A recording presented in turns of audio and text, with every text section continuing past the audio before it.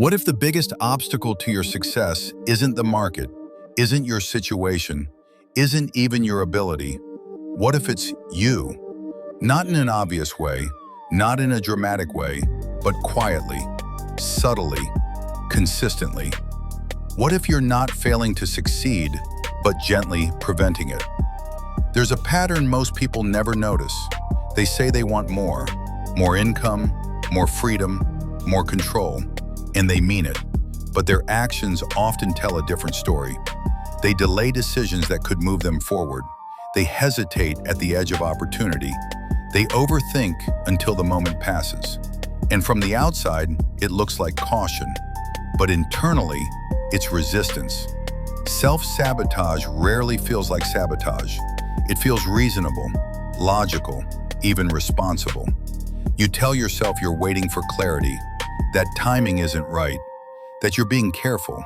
But beneath those thoughts, something deeper is happening. You are protecting a version of yourself that feels safe. Because success doesn't just change your results, it changes your identity. It shifts how you see yourself and how others see you. And that shift is not always comfortable. For a long time, you've operated within a familiar range, a certain income level, a certain level of expectation. And within that range, life feels stable, predictable, controlled. But success disrupts that stability. It introduces new expectations, new visibility, new responsibility. And your mind doesn't always interpret that as growth. It interprets it as risk. So it begins to regulate you, not by stopping you completely, but by slowing you down. You start hesitating where you used to act. You question decisions you once made easily.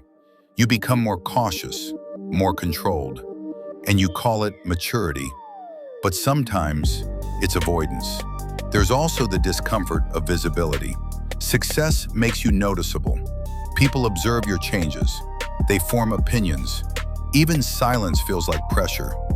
That awareness alone is enough to shift behavior, because being seen removes emotional safety. So you adjust, without noticing. You stay within what feels acceptable. You avoid standing out too much. You keep yourself within emotional limits that feel manageable. Because standing out creates attention, and attention creates discomfort. Then there's expectation. Success is not just achievement, it is responsibility. Once you reach a new level, you are expected to maintain it. And maintaining requires consistency, emotional stability, discipline. And many people quietly doubt their ability to sustain what they haven't fully experienced before. So instead of risking that instability, they slow down, they hold back, they remain close to what feels familiar. Not because they lack ambition, but because they are managing emotional uncertainty. Over time, this becomes invisible. You believe your choices are logical, but beneath that logic is a quiet pattern. Stay safe, stay stable, stay in control, even if it means staying smaller than you could be. Ask yourself something honest. Are you avoiding failure, or are you avoiding the version of yourself success would require? Because those are not the same thing. One protects you from loss, the other protects you from change. And change is where tension lives, because growth demands unfamiliarity, a new identity, a new level of expectation, a new version of you that doesn't feel fully comfortable yet.